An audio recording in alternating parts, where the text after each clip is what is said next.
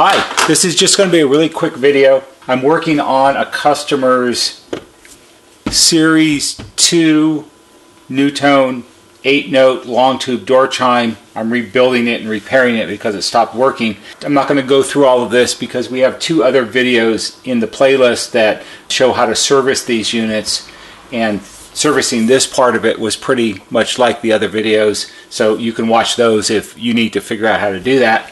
But I wanted to do a quick video about the motor that was in the unit because it needed to be serviced more extensively than average, and I thought since I had taken it out of the unit at this point, I would go over it a little bit. So this is the motor assembly out of the Series 2 door chime, and it's a motor and gear drive assembly. This is not a Telecron motor assembly.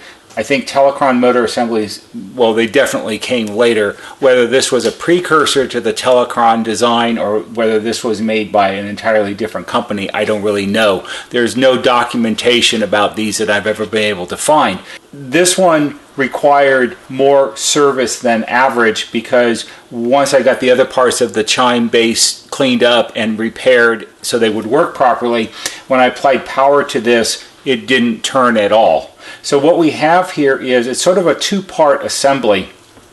You have the motor assembly here on the, I guess it would be on the back of it. And the motor part of it is what would be most commonly referred to as either a shade pole motor or a skeleton motor. I prefer skeleton motor because it sounds better. What we have here is we have a field coil or a field winding here. We have the frame, or which is also referred to as the stack. The stack actually refers to the thickness of the metal plates. Here, this bar and this bar here, these are referred to as either the shade coils or the shade rings. And then in the center here is the motor rotor. So if we go ahead and take this apart, it sort of wiggles apart carefully. We can remove the gear drive mechanism from the skeleton motor part, and you can get a better idea of what this looks like. Before I took this out and during the servicing of the rest of the chime, I did measure the resistance of the field winding, and it should measure somewhere between 5 and 6 or so ohms. It's not very high. It seems to vary a lot from chime to chime, so I don't know how precise these actually were. And like I said, I don't have any idea who actually made these. These are also often somewhat oily, and the reason they're oily is inside the gear drive assembly, inside the brass housing, it actually does have oil in it. So you can see here on the back, there's this spacer ring, which we don't want to lose. You can actually see the rotor here, and it spins. And the way this works is when you apply electricity to the field winding, it creates a magnetic field and it spins the rotor. And the rotor is connected to the gears inside the case. What usually will happen to these is the oil that was inside either has all leaked out or it's gotten hard.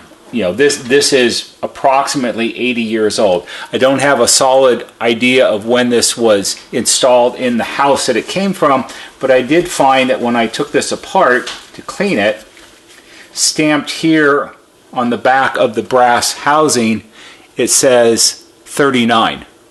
And I'm going to assume that that's the date that it was manufactured. So that would put it, that would probably put the date of the chime manufacturing sometime in the 1939, 1940 would be my guess.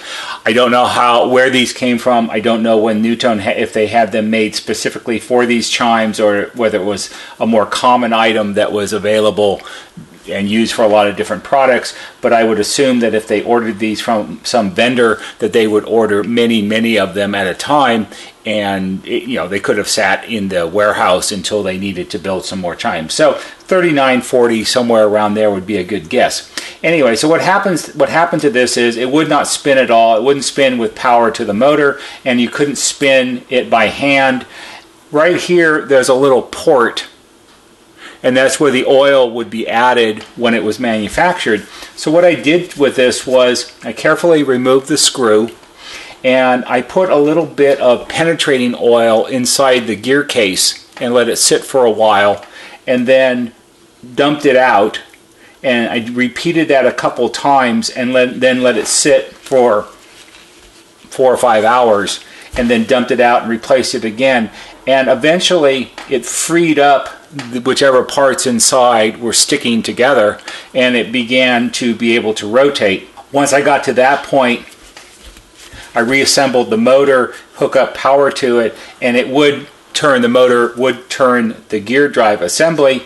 And I left the penetrating oil inside the gear case, and I let it run for 4 or 5 hours, thinking that it would help free up the parts, and whatever probably varnish or gunk was inside of it would dissolve and move around. And then once I did that, I dumped out the penetrating oil, and I actually flushed it out first with some WD-40, just because I thought that would be a good, it's not a hard solvent, but it's good for washing out parts. And some of what came out of it looked kind of nasty and brown and gloppy, so that's not good. So I flushed it out a couple times with the WD-40. Then I used a little bit of compressed air to get all the WD-40 out of it, because I don't think that's something you want to leave in here long term. And then I decided to leave, I let it run for another couple hours and monitored the amount of current it was drawing, and it seemed as if the current draw became slightly less and less over time, which I think meant that it was easier for the motor to turn the gear drive assembly. And then I flushed it out with WD-40 one more time, and then with compressed air to get the WD-40 out of it. And finally, I figured it was probably about as clean as it was going to get. And then I had to figure out what to do to, what kind of oil to put in here. And I went with my sort of fallback by default choice, which is I use some 3-in-1 oil, because it seems to be a good choice. I use that on a lot of on clocks and things that NuTone made, and it seems to be a good choice. Then the other challenge was how do you fill it up without making a huge mess? So let me show you what I did. So here's our 3-in-1 oil. It's in a little container, and even though it's got a little tip on it that you could maybe squeeze it into the hole, into the port, I actually used one of these. This is actually like a shop lubrication syringe. I actually have these because when we have to clean the fins and the turning points on a variable condenser and an AM/FM tuner, this allows me to apply the degreaser to the pivot points and lubricate them without getting it all over the fins, which would mess up the settings on it. So what I did was I used this with the screw out and used it to fill up. So I filled up the syringe with the 3-in-1 oil and put it into the port, and then squished it inside with the syringe. The syringe holds 3 milliliters, and I didn't know exactly how much oil should be in the case, so I went with what I know. And the way I looked at it was, I figured it was probably a lot like a differential in a car, and I actually have rebuilt those before. Not an easy thing to do. And I know that in a differential, when you put the oil into it, of course the manufacturer tells you how much you're supposed to put, but typically the recommended amount is usually very slightly less than half. And so I figured this would probably be about right. I actually figured out by filling it up all the way that it held 12 milliliters total. So I put in 12, and I took 2.5 more out, because that's as much as I could draw out at one time, and I figured that was probably about right. And now it spins really well. When I power it up, I let it run for a couple hours after I did all of that, and it seems to run really well. And now I'm going to reassemble the whole thing and put it back in the Chime and see how it works there. Anyway, I just wanted to go over this for you a little bit, because this is not something that you probably would see, and it's not that common that we have to do this. Usually on most of these they run just fine and they have oil in them. Most of the time what I do is I just put a couple drops of the 3-in-1 oil in the original oil, and I think that helps thin it out some to make it thinner, so it's easier for the gear drive to spin. But most of the time these work really well. I also want to point out that if this was made, let's say this was made in 1939, this is almost 80 years old. And so if you do something with one of these, you have to be really careful, because you're not going to find any parts for these. Either you have a motor that works or you don't. The other thing is, this brass casing does seem to come, it seems to be possibly two pieces that come apart. I assume it has to be because the gears have to go inside. I don't recommend that you take it apart. I think if you take it apart thinking that you're going to be able to clean it better that way, you're just going to open up a can of worms, and if you don't know how to put it back together, you may end up with a pile of parts and not a gear drive that works anymore. So I don't recommend that. The other thing which I thought was kind of interesting is, if you look at this from an age-related point of view, it's 80 years old. What do you, and it's still, and with a little servicing, it'll go back in, and I'm pretty sure it'll work just fine. What else are you going to buy nowadays that's going to last 80 years?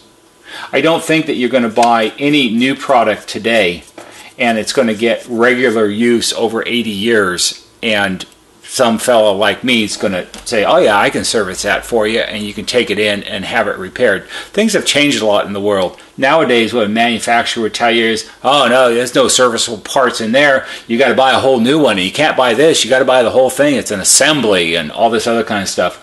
Things were really different back in those days. You know, things were designed to last, and if you took care of them and used them as they were intended, maybe after 80 years it needed a little bit of service, but that's not too bad. That's pretty good value. So I just thought I'd point it out because it kind of came to mind to me when I was working on it. Anyway, I've got to put this back together and get the lady's door chime back to her because she's waiting for it. Just a little bit of detailed information about some of the earliest motor gear drive assemblies in NuTone Long Tube 8-note chimes. I hope you found this interesting, and maybe it'll be helpful to you. If it is, please give it a big thumbs up on YouTube because that always helps. There'll be a banner right here that shows you how to subscribe. Go to our YouTube homepage, click on the bell or on the wheel, put in your email address, and every time we post a new video, you'll get a notification and you can watch it. That's all for today. See you on the next video.